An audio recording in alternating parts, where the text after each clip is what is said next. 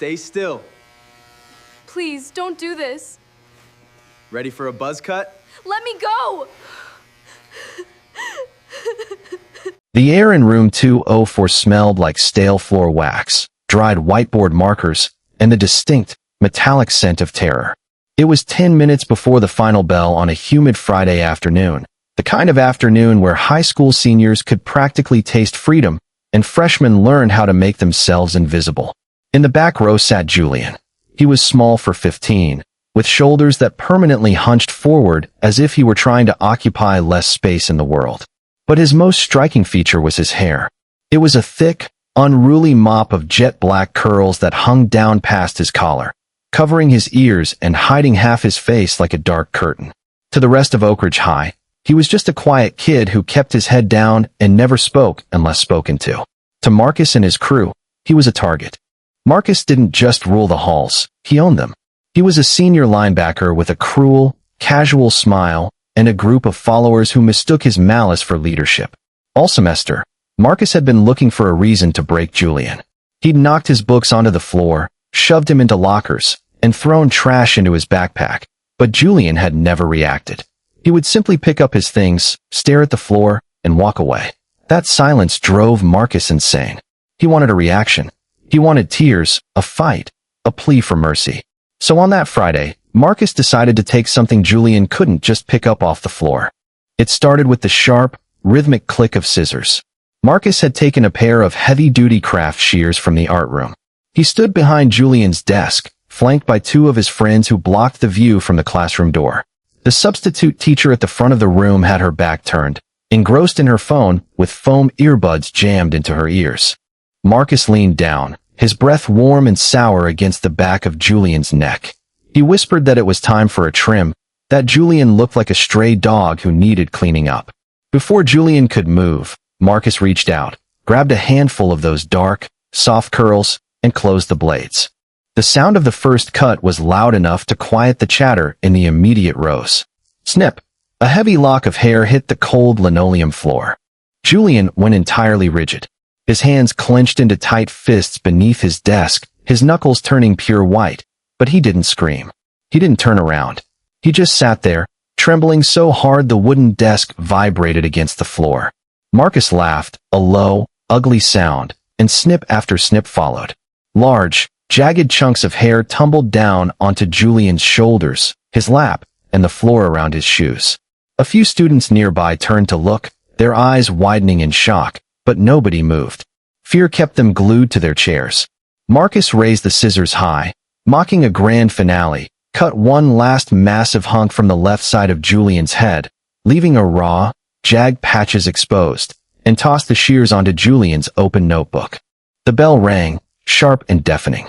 Marcus shoved Julian's head down toward the desk, whispering that he was doing him a favor, before strutting out into the hallway with his friends, high-fiving as they walked away. The classroom cleared out in seconds as kids rushed for the buses, eager to escape the suffocating tension. Julian stayed seated. He slowly unclasped his hands. He didn't cry. He didn't look at the mess around his feet. Instead, he reached into his pocket, pulled out a small, worn wooden coin, rubbed his thumb over its smooth surface 3 times, and softly murmured a single phrase that no one remaining in the room could quite hear. The next morning, news of the incident had already spread through social media, but what happened on Monday morning turned the school upside down. Marcus walked through the front doors of Oak Ridge High expecting to be treated like a king who had put a quiet nobody in his place. Instead, he found a massive crowd gathered in the main courtyard. Sitting on the concrete bench near the central flagpole was Julian. He hadn't tried to hide the haircut. He hadn't buzzed his head to even it out, nor was he wearing a hat.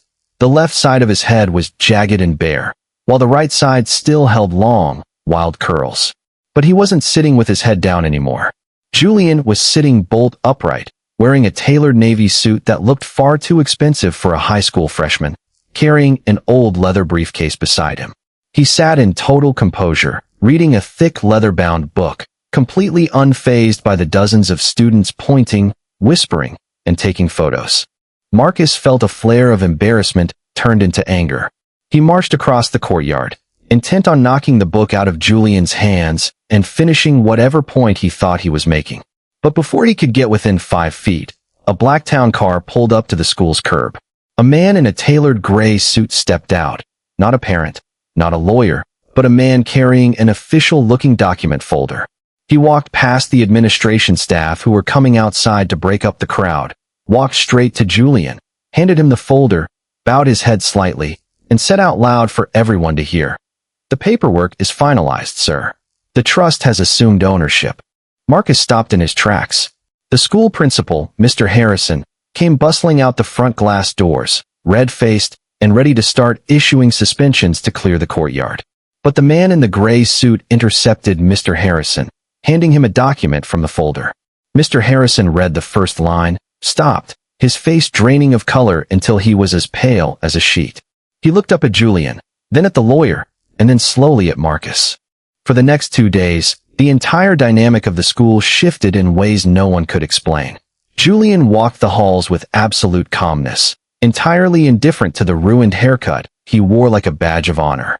But strangely, things began to go wrong for Marcus. It started small. His varsity locker code stopped working. His name was mysteriously removed from the football starting lineup sheet posted outside the gym, replaced by a simple blank space. When Marcus ran to the coach to complain, the coach wouldn't even look him in the eye. He just told Marcus to sit on the bench until further notice. Marcus was furious. He knew Julian had something to do with it, though he couldn't figure out how a poor, quiet freshman could exert control over the school's athletic department. Desperate to regain his sense of dominance, Marcus cornered Julian in the library after school on Wednesday.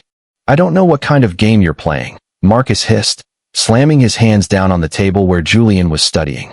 "You think wearing a nice suit makes you special? You're still the little freak with the ruined hair." Julian slowly marked his page, closed his book, and looked up into Marcus's eyes. For the first time, Marcus saw what lay beneath Julian's quiet exterior. There was no fear there. There was no anger either. There was only a cold, ancient patience that unsettled Marcus to his core. "You took something from me on Friday because you thought I was helpless," Julian said softly, his voice steady and low. "You measured my worth by what I allowed you to see. You think you chopped off my hair to humiliate me, Marcus. But you actually just took away my reason to hide." Marcus tried to laugh it off, but the sound caught in his throat. Julian reached into his jacket pocket and pulled out the same wooden coin he had held on Friday. He placed it gently on the table between them. "My father gave me this," Julian said quietly. "He told me that true strength isn't shown when you strike back. It's shown when you have the power to destroy someone completely, and you choose to let them learn instead." That evening, the mystery behind Julian's identity began to break open. Oak Ridge High wasn't just a public school. It sat on a massive plot of prime real estate that had been leased to the county 60 years prior by a historic local estate owned by the Vance family. The lease was up for renewal this exact month, and the sole remaining heir to the Vance estate, who had recently turned 15 and inherited full legal control of the land trust following his grandfather. Julian's family hadn't just owned the land. They owned the rights to the school's endowment, the sports facilities, and the funding programs that kept the entire district running. Julian had spent his freshman year entirely incognito under his mother's maiden name because he wanted to live a normal life, free from the brown-nosers and fake friends who had plagued his childhood. He had deliberately hidden behind long, messy hair and oversized secondhand clothes so nobody would look twice at him. Marcus's world collapsed in real time over the next 48 hours. His father, a local real estate developer whose company relied heavily on contracts with the Vance estate, called Marcus into his office in a panic. The contracts were being audited. Marcus's father was facing complete financial ruin if the estate decided to pull its business. When his father asked if Marcus knew anything about why the Vance Trust had suddenly initiated an emergency review of all local vendors, Marcus realized with a sickening thud in his chest that his cruel joke in room 204 had set off a chain reaction that threatened to destroy his family's livelihood. Panic replaced Marcus's bravado. He didn't sleep on Thursday night. The swagger, the cruelty, the false confidence, it all dissolved, leaving behind a terrified kid who realized that his actions had real, devastating consequences. On Friday morning, exactly 1 week after the cutting incident, an emergency assembly was called in the school auditorium. The entire student body sat in the bleachers and seats. Principal Harrison stood at the podium, looking visibly shaken. He announced that the school was undergoing a major transition in leadership and funding, and invited the representative of the Vance Trust to the stage. Julian walked up the steps to the stage. He was still wearing the same tailored suit, his hair still half ruined, half long, a striking visual reminder of the malice he had endured. He took the microphone. The room was dead silent. Hundreds of students held their breath, expecting a speech of vengeance, an announcement that people were being fired, or that Marcus and his friends were being expelled and ruined. Julian looked out over the crowd. His eyes swept across the faces of his peers, finally landing on Marcus, who, a week ago, Julian began, his voice echoing clearly through the loudspeakers. Someone in this school tried to make me feel small. They took a pair of scissors and tried to cut away my dignity. They thought that by changing how I looked on the outside, they could dictate who I was on the inside. He took a slow breath. I spent a long time hiding, Julian continued.